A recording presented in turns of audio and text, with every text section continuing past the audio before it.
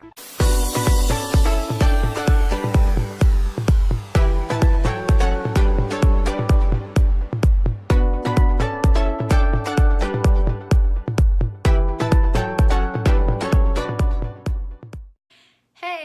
I'm Teacher Kate.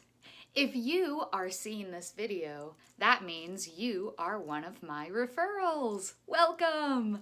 I am here to help you be successful in your interview. So, you already filled out your basic information and you are waiting on an interview slot. This is the worst part of the entire process.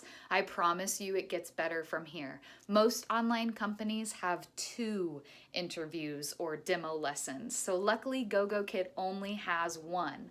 Use this time that you are waiting to get a slot to practice your interview.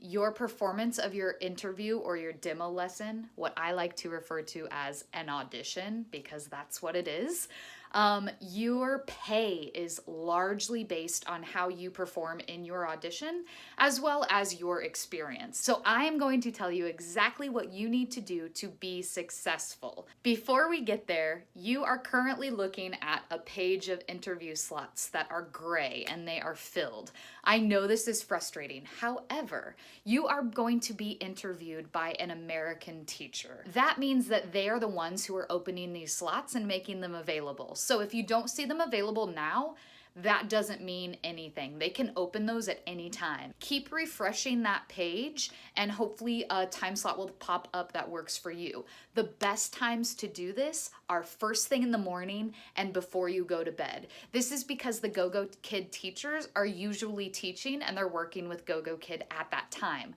So this is when they would most likely open up slots or when people might cancel interviews/auditions. Okay, you booked your interview slot and you are ready to go. What do you do next? You are allowed in that classroom 30 minutes before your interview or audition time.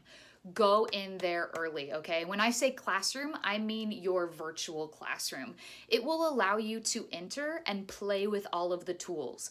This is very important. You will notice that on the sample lesson that you have been given, there is a black box at the bottom of each slide. This tells the teacher exactly what they need to click, what they want the student to say, all of these things. When you are looking at your tools in the classroom and you are practicing before you start, if you have the clicker selected, then the student can only click activated slides. So if you have the clicker selected and you're like, circle the arm, they will not be able to circle because you have the clicker instead of the marker. Try to practice that before your interview, that you want to switch any tool that you need them to use. Now, these teachers are very kind. If you ask them to click something and their marker is activated, you may see little dots appear on your screen. Hey, switch to the clicker. I can only draw dots. Your interviewer is an American teacher that works for Gogokid.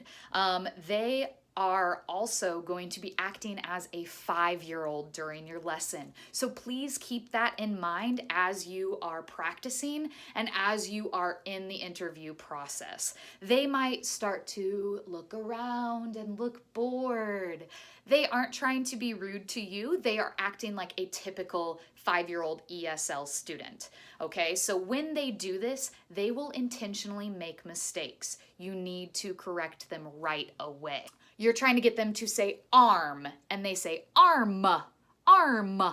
The word is not arm, it is arm. When you correct them, never say no. If they say arm, you say, good job. I say, close, arm, arm, and have them correct it and then really celebrate. What do you need for your audition? Just a few things. They expect to see at least 3 props. Now, you don't need to go spend a bunch of money on these props. Here is an example of a prop I made for my interview.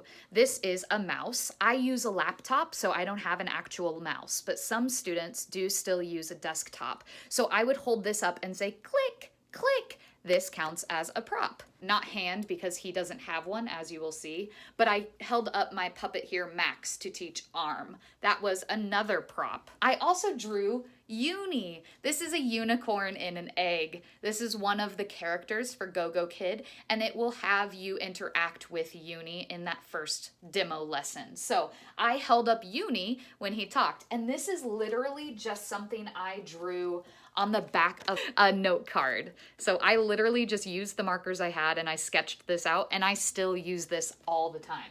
So like I said, you don't need to be spending money on props, especially not before you get hired. Ridiculous. Next, you will need a headset. Now, these are what we all use in classes. Most of them are gaming headsets. This will allow you to change the volume or mute the student. It also eliminates any echo or feedback just from you speaking. I like to use my camera a lot in my lessons, going in and out. And if you do this, the student will say, your voice is big and small. It's because you don't have a mic. You don't have to have a headset for your interview. You can just use a set of your Apple headphones that have the mic built in. That will work just fine. If you don't have anything to use, just make sure you are in one place. Most teachers actually sit to teach. I find that at 5 in the morning, if I sit to teach, I'm gonna fall asleep. So I have my whole setup so that I can move and dance, and that is a big part of my teaching style. You will also want some type of background. Yay! Background. Now mine obviously looks wonderful, but I have been doing this for 2 years.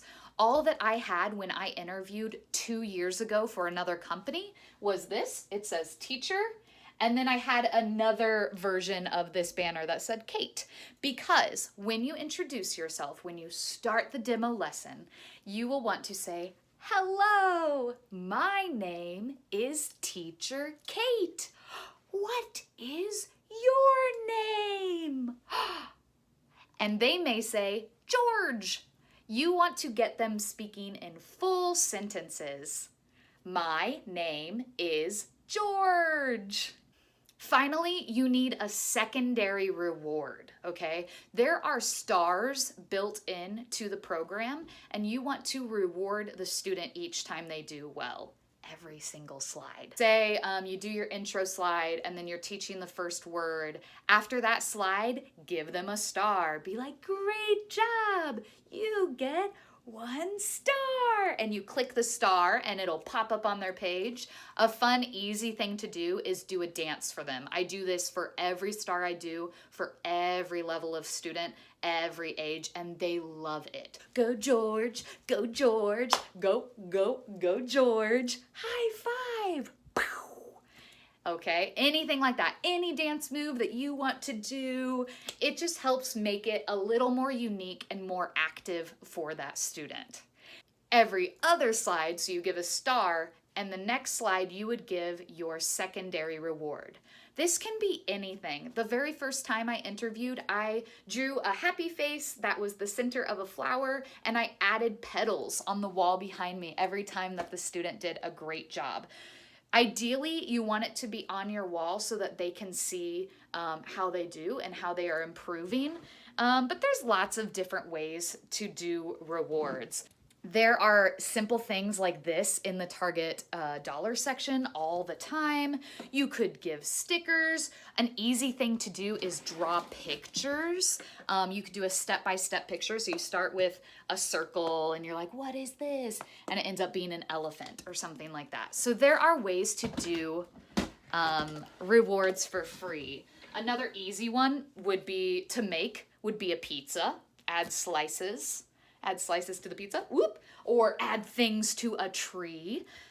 Really, it's totally entirely up to you. Now that you know how to book an interview and what supplies you need, let's talk about key things you need to know to be successful. I've already told you they're looking for 3 props throughout your lesson. This is important. Make sure you hit those. Another important thing they're looking for is called TPR. This is total physical response. You'll notice I am very big with my actions. It's basically over-exaggerated body language. This is crucial for ESL students. students. This is a full immersion program, which means we don't speak any Mandarin or Chinese with them. We only speak English. And in order for a student to understand, you have to use TPR. Here are some helpful ones. When you want the student to speak, cup your ear.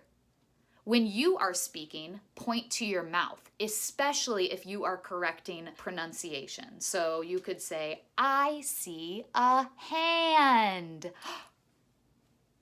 Repeat, or you say, I see a hand. Another important tool is counting your words as you speak them, okay? I see a star. Yes! They say, I see star. Uh-oh, I see a star. It's very easy to show them which word that they forgot. If you need them to listen, during the lesson, you will click on things that will have an automated voice. I point to my ear and say, listen, and then I click. Listen needs to be different than this, because this means you want them to speak. This means listen to the music or the recording. TPR is vital for your intro. Make sure you do a nice wave. Hello, I'm Teacher Kate. What is your name? Remember to always make them speak in full sentences, okay? My name is Susie. You can ask, how old are you? How old? And they might be able to answer and they might not. TPR. Check out videos on YouTube. There are so many helpful videos of online teachers teaching TPR. Another important thing that you need to practice is speaking slowly. You are speaking to a 5-year-old who maybe has no English experience at all. You know what it's like when you hear someone speaking another language. If you ever took language class in high school or college, it is very hard to just hear someone talking really, really fast. They can't separate it. You are going to be really nervous during your demo lesson, and that's totally normal. It is way more stressful to teach another adult who is pretending to be a child than an actual child, I assure you. But you still need to consciously remember, speak slowly. Imagine that you are on a children's show, Blue's Clues, Sesame Street, anything like that. Make sure you are speaking slowly and clearly. That brings me to the final thing. Smile! They want happy teachers. These kids don't get to interact with you directly, so you must be engaging. And the easiest way to do that is to smile. So make sure your cheeks hurt by the end of your interview. If that is the case, you did a great job. And the most important thing that you can do to ace your interview audition is to practice. Practice, practice, practice. Pacing is very, very important. We only have 25 minutes to teach, sometimes between 25 slides and 30-some slides. In your demo lesson, there will be a clock up at the upper right-hand corner. You want to try to keep an eye on that clock. It's very small, but you want to spend roughly 1 minute per slide. This will keep your pacing right on track, and it is what they are looking for. The greeting. Practice your greeting over and over and over. Hello, I'm Teacher Kate. What is your name? The greeting is a great way to mentally prepare yourself to speak slowly and to put an obscene amount of energy into what you are doing. Moving on, output. You want the student speaking more than you are speaking, okay? So don't add a bunch of extra conversation. You always want the student to say a new vocabulary word 3 times, okay? 3 times. There are different ways to do this. You could say it quietly. You could say it loud. You could say it like a robot.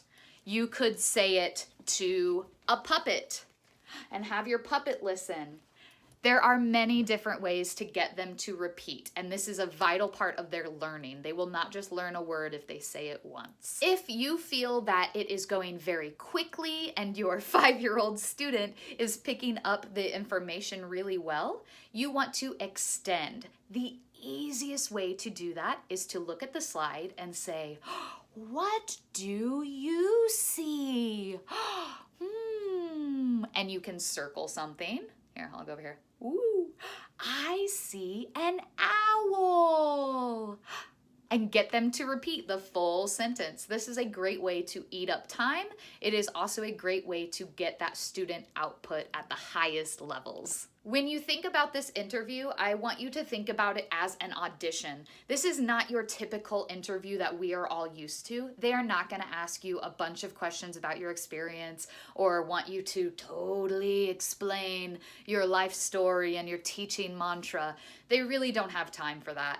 They have 25-minute interview slots, and that's it. They will spend the beginning of this time explaining the tools to you, which I hope you already practiced because you could enter the classroom 30 minutes early, okay? But they will still show you some things, maybe things that you didn't notice before, and they will also ask you if you have any questions. So if you have any questions at that point, feel free to ask them. Or as you have questions, definitely hit me up. I am more than happy to help you out. A great resource is on YouTube. Teacher Olivia with Gogokid has multiple videos about the interview, how to do well, things that might come up. She actually recorded her interview / audition, so you can see exactly what it is like and the kind of energy it requires to put out. I know that this seems like an overwhelming amount of information, and I also felt like that. It is like that in the beginning so that the rest of your time is very low key. I literally roll out of bed with 10 minutes to spare before my first class, and then I teach 7 straight classes. So I promise as you get going, your prep time will go down and your experience will shoot up. And once you meet those precious kids, you're gonna be hooked. Just remember to keep practicing, smiling, speaking slowly, and using TPR, your hands. You are gonna do great. And if you want to practice with me, feel free to contact me and we can do a one-on-one and I can give you some feedback. Something the interviewer will ask you, or sometimes they ask you, is what you want to be paid. They will offer you between $7 and $10 per class. Now that is just half your pay because you can fit 2 classes into an hour. Go ahead and look up some videos on how the pay works for Gogokid. I'm not gonna waste time explaining it here, but if you are asked that question, be prepared to answer it. And otherwise, happy teaching! You got this! Goodbye!